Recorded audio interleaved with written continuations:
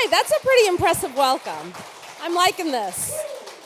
Me too. I have to tell you, it's so strange getting cheered. Like, I don't know what to do. You're like, on our show, I get booed all the time. I'm so much more that's right. comfortable with that. So you are not as horrible in real life as your Alter ego. Yes. Let's hope not.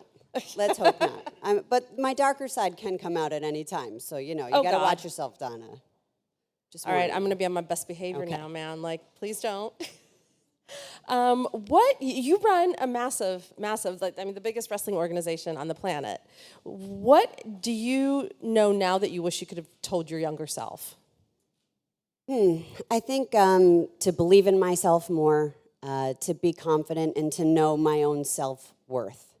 That's the advice that I try to give my daughters as well. I have 3 daughters, ages 9, 7, and 5. And, I think that women in general, and probably men too, we go through life with a lot of insecurity, and that's where peer pressure falls in and all of that good stuff. So I think that advice I would want to give my younger self is just believe in yourself. Is it hard when you're a woman? Is it tougher to be, well, I guess you're a woman, so how would you know what the other side is like? But what is it like running an organization where you're basically surrounded by men all the time? Well, I've got to tell you, Donna, I just love the odds. Maybe I should go work with you. I've never been intimidated by being in a room full of men.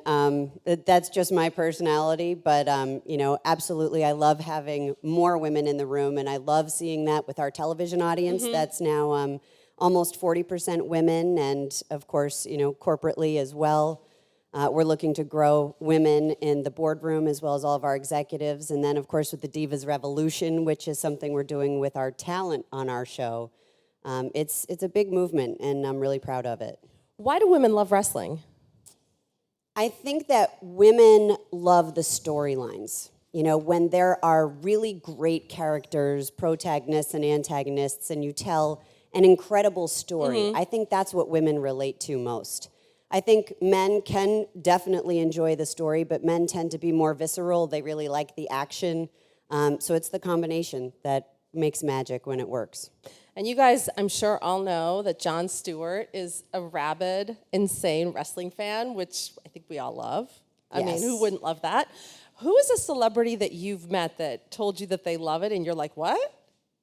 Well, first I just have to say, Jon Stewart, right, host of The Daily Show for 20 years, and what's the first thing he does is he hosts SummerSlam, which is our biggest pay-per-view this summer, and it was awesome. And then not only that, but he gets involved in a match, and, he wound up doing something that in the parlance of our business is called turning heel, which, he did something against the good guy, against the protagonist. Yes, and it was apparently awesome. it was a huge controversy on social media, right? I mean, it was.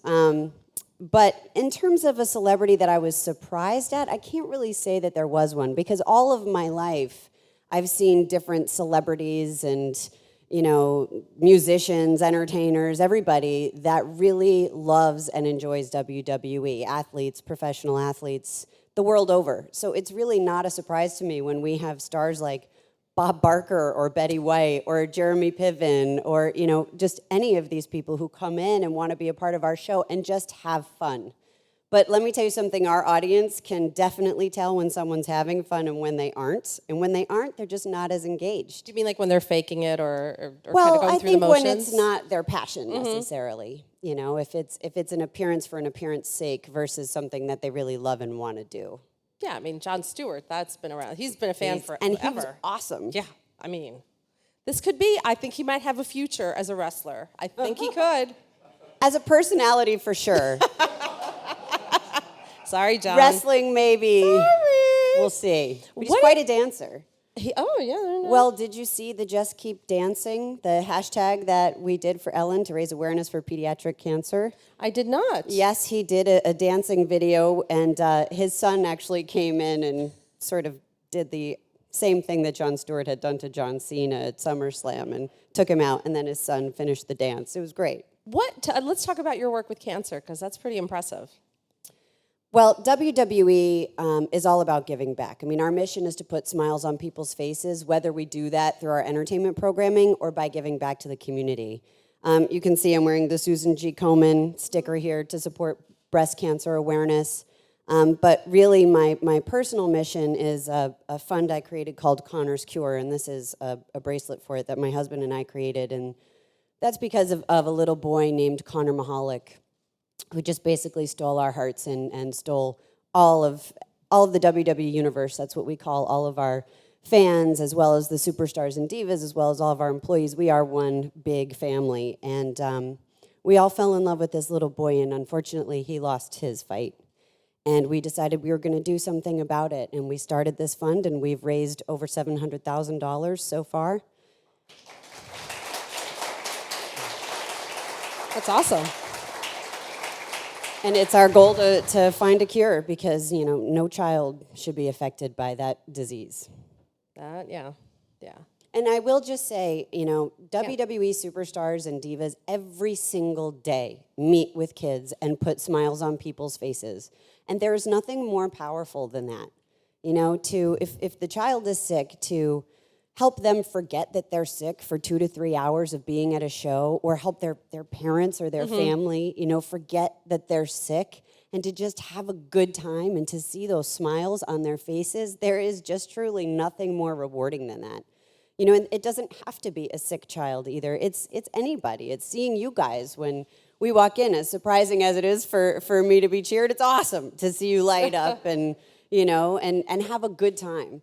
And it's rare that you find somebody who doesn't have a story about WWE or professional wrestling in some capacity, whether that's, they ran into someone at an airport, or their uncle and their aunt used to watch, or they watch themselves. And when they tell these stories, the look on their face is always a smile. I do have to say, the reach of wrestling is insane. I was like, even on social, it's like.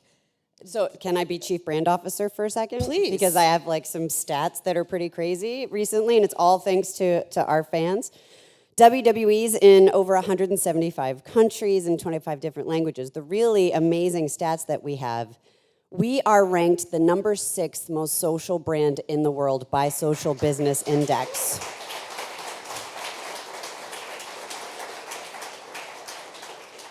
And in the month of August, we were named the most viewed channel of all in the entire world on YouTube for the month of August. That's really amazing, yeah. Right? Crazy stat.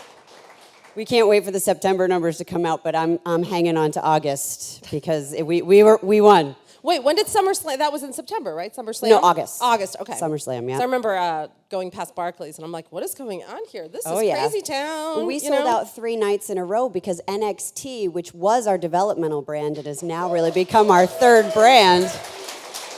And that's, in the United States, it's exclusively on the WWE Network. And again, just the power of our fan base and social media.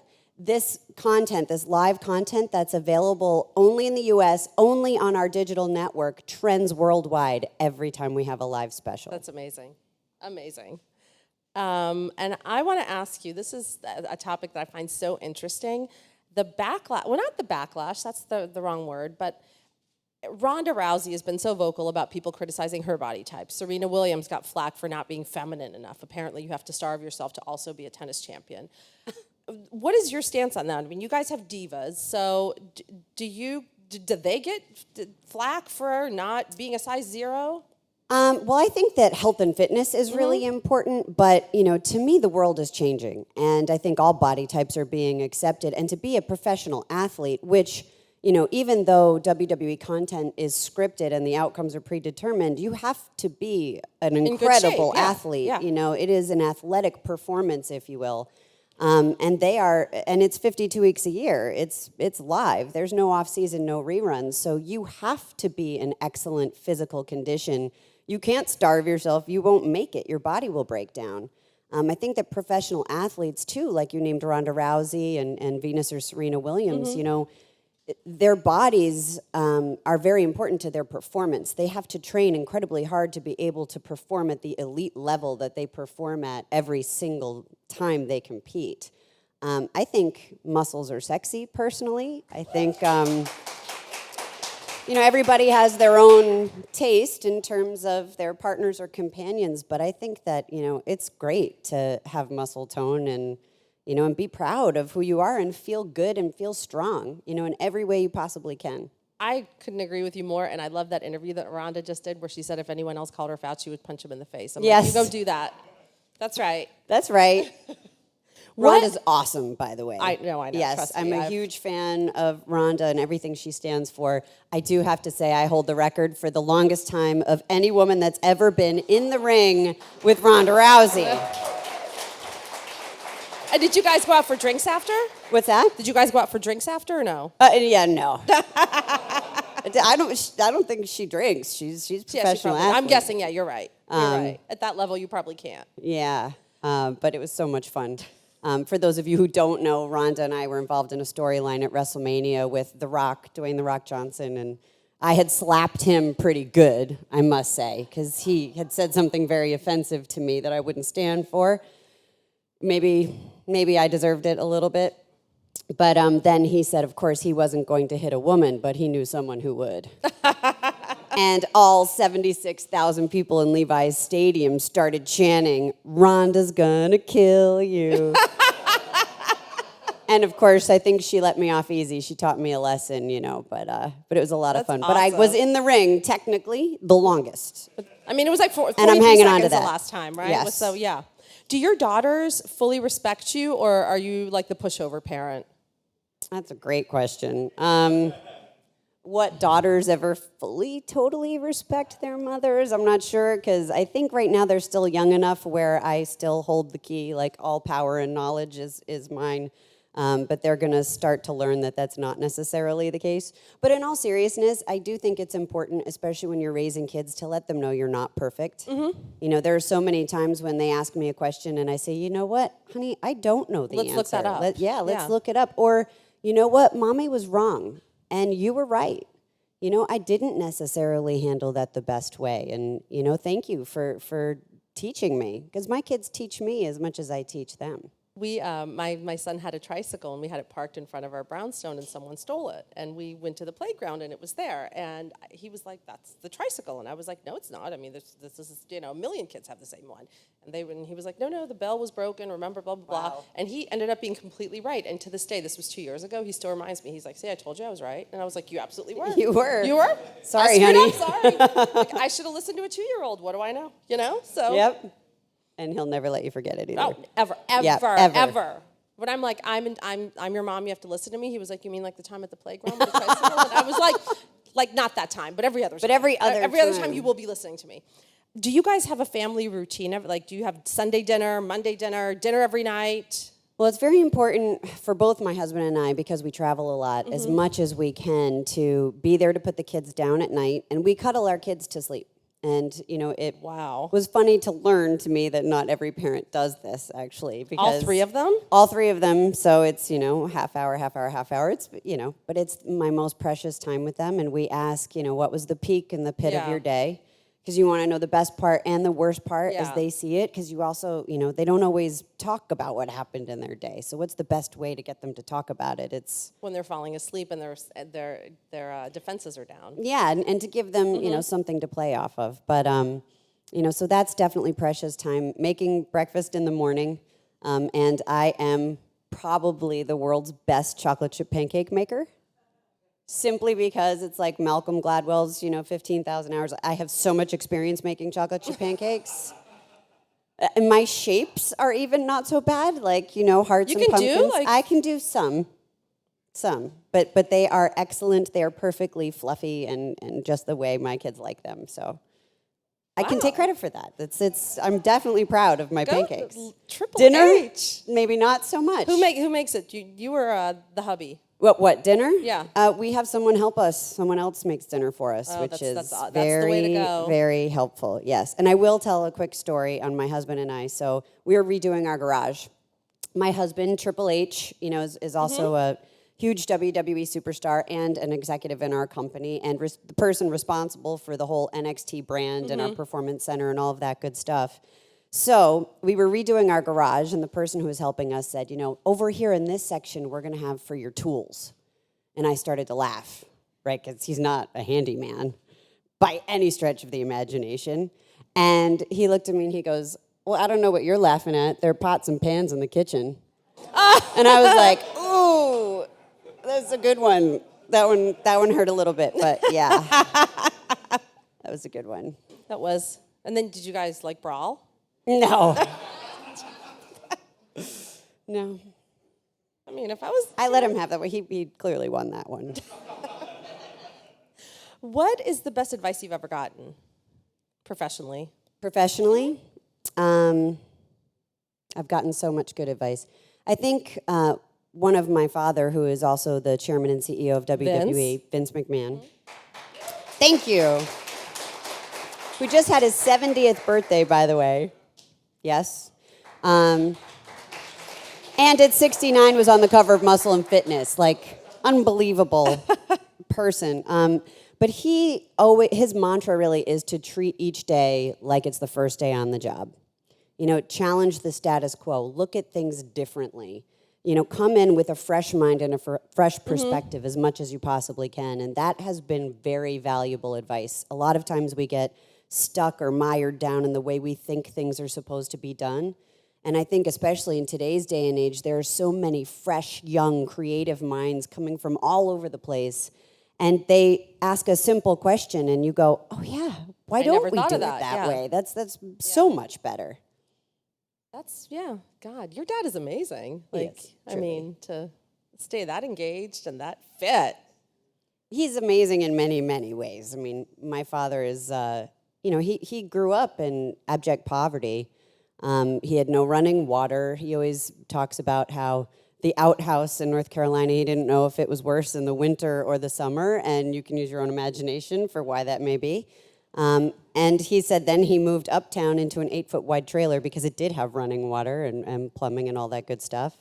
My dad really lived the American dream, and coming from humble beginnings to creating a global empire because of his vision and because of his drive and never giving up and accepting, mistakes and failures and learning from them. I think that is a really big part of growth.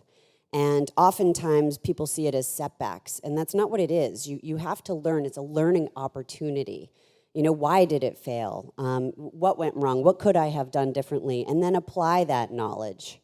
My dad also always says, intelligence is the application of knowledge. And I completely agree with that. And you're absolutely right, because, from my point of view, I worked in a magazine years ago, and an editor came in and just fired everyone. And I remember just being in bed and so depressed, and my career has done so well since then. I want to write this woman a thank you note. Right. But at the time, it was like, well, there's no point in even getting up in the morning. Yeah. How shall I survive? So, yeah. Did you always know you were going to join what was then WWF? I always wanted to be a part of the family business. It's just what I loved. It's what my family was passionate about. It's what I became passionate about. I used to watch my dad all the time as an announcer, and he then broke out into his character role as the evil Mr. McMahon a little bit later, but I remember sitting and listening. Of course, at the dinner table, it was always about business, but where I really gravitated to were the creative meetings. And he would sit with his team, which was very small at the time, and I would just go and sit in there, and I'd be like the gopher. Anybody need coffee? Do you want a sandwich? Just so I could listen, because it was so intricate and so amazing, the storytelling and the process of, at that time, if you're, I could go into the whole business of our business, but if you consider the fact that, call it a movie, right? And you're running the same movie in 3 different towns, and you expect people to pay to come see the movie, but they're in such close proximity that you've got to make little tweaks and changes to it to keep people intrigued so that it's not the same thing over and over again. And doing that for what is now 320 live events, around the world is pretty incredible. And I do have to say, you guys could teach other sports organizations a few lessons about how to respond to, without going into specifics, when some of your members do things that are inappropriate. I feel like you guys have a very good response. E.g., bye-bye. Fida Zane, don't let the door hit In many ya. cases, we have a Yeah. no tolerance policy. Yes, which, is pretty unique and pretty great. Thanks. And we're right at the audience Q&A component of this throwdown, so. All right.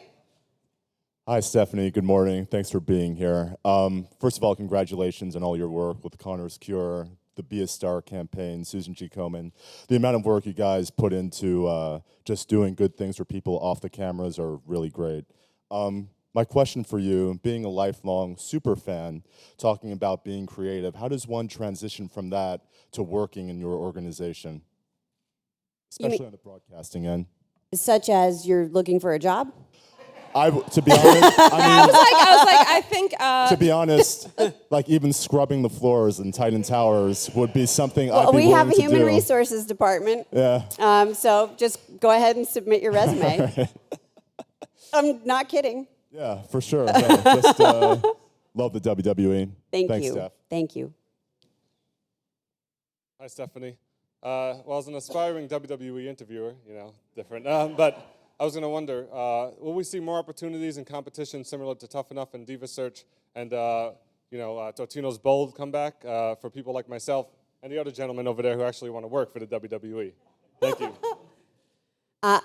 Absolutely, and right now on the network, we are in the process of recording a new show called Breaking Ground, which is most akin to Hard Knocks if you've, watched that with the NFL. We're really excited about it, and it is not necessarily a competition reality show, but it is a look at, what happens and what goes on when you're trying to make it and all the trials and tribulations, and it's a very different look and feel than we've ever really done for WWE in the past. We're really excited about it. Do you, I guess, who is your, backtrack, okay, that was sorry for the terrible grammar. When you have an idea, who's the first person that you run it by that's like your most trusted ear, if you will, that'll tell you, you know what, Steph, this sucks or this is incredible? Triple H. Oh, wait. My husband. No, I'm kidding. But I really do have that Yeah. advantage. I mean, I would say, it really depends on the idea. If it's a marketing-based idea, I would go to our EVP of marketing or our chief marketing officer. If it's a creative idea, I'd run it by the creative team. But usually my first line of Like if you have an idea for a show, you would say, hey, listen, what do you think? And he's like, absolutely. Great, He's or- definitely my sounding board for sure, as I am for him in a lot of cases. How you doing? Nice to meet you. I'm kind of nervous. Queen of Heels. I'm not worthy. This is more of a social media question. A couple of years ago, Will you hold up the mic up a little bit? Sorry, you're right. A couple of years ago, you guys did the whole Fandangoing, but I kind of feel like you guys missed the whole RKO out of nowhere, and now the John Cena thing.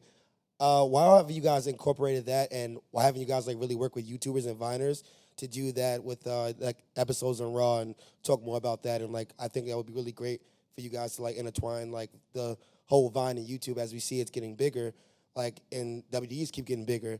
I think that would be really great for you guys to team up with them and do more stuff with that, because I think the RKO out of nowhere was something great, but I feel like you guys The really meme, missed you it. mean?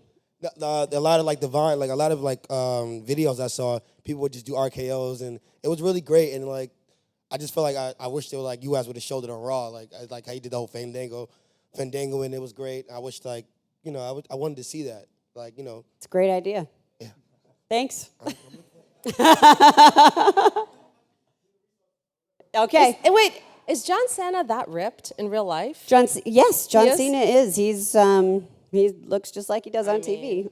Like when I saw him in Trainwreck, I was like, oh. I haven't seen it yet, but I've heard it's awesome. He's the I best. really want to see He's it. literally- I don't know how I feel though, because they say you can see his butt in it, Oh, and yeah, then I yeah, might yeah. be weirded Yeah, out yeah, to talk to yeah. him. I don't know. Well, maybe go to the bathroom during that part. Yeah, Just but I won't know yeah. it's coming, and I'll Oh no, too you'll late. know. You'll know. Okay. Trust All right. me. Okay. I think we have time for one more question. Something that's not about getting a job at the WWE. Oh, okay. Just kidding. Could you actually talk to us more about the Diva Revolution and kind of your goals with that? Absolutely, and I think we're just getting started with the Divas Revolution. We've got a long, long ways to grow with that. And what it is basically is the movement where we are now, as a company, recognizing our women and their ability to perform on an athletic level more than we ever have in the past. And it was an opportunity for my character at the time to talk about something I really believe in, which is the movement that's being led not only in boardrooms, but especially in terms of athletics. When you do have Ronda Rousey, you do have Serena Williams, the U.S. women's soccer team garnered higher ratings for Fox than any other soccer game, men's or women's. And that's awesome. And people want to see it. And that's the thing, too, is our audience is telling us. And talking about NXT, again, what has become really our third brand, for the first time ever in WWE history, the women's match was the main event of our special. And boy, did it over-deliver. And I'm telling you, the guys couldn't follow it. And it was just, it's amazing because it's about telling a story. I mean, what's incredible about what we do and what our brand does is, it's not just athleticism. It's not just, who's going to win this match. It's about the story you tell in the ring. It's, the facial expressions you make and the way you execute the moves and how you react, because you want to suck the audience in. You want them to stand on their feet and shock and awe of what's going to happen, or be sitting there with biting their fingernails. Oh my God, I can't believe this, or disappointment when someone doesn't actually win the match or get the cover that you think. It's telling a story, and that's how you engage the audience. Whether you're a woman or a man, you should be able to do that. And our women are being given a platform like never before, and we have some of the most talented women in the world, in any genre, and it's very exciting. I'm very proud to be a part of it. How times have changed, right? What's that? I said how times have changed. We're about the same age, and I remember watching WWE in high school or middle school, and there were it was just guys. And look at it now. It's amazing. That's right. It's pretty cool. And when you Girl hear power. the stories, yes, and of course I'm just going to take as much time as I can because, Sasha Banks and Bayley, who are the two women who just competed in that main event on NXT, and you hear their backstories. I mean, they've wanted to do this their whole lives. They wrote essays about it as students, as they were growing up, as they were little kids. That's what they wanted to be. And they didn't want to be like the women at that time. They wanted to be like the guys. Yeah. And their goal is to be the main event at WrestleMania. And I see no reason why we can't ultimately get there. Yeah. Especially if the ratings back it up, which they do. That's right. So. And it's all because of our fans, and they're the ones who are telling the decision makers, look, this is what we want. And that is a great note to end this lovely, amazing Q&A on. Thank you guys so much. Thank you, everybody. Thank you for coming. Thank you.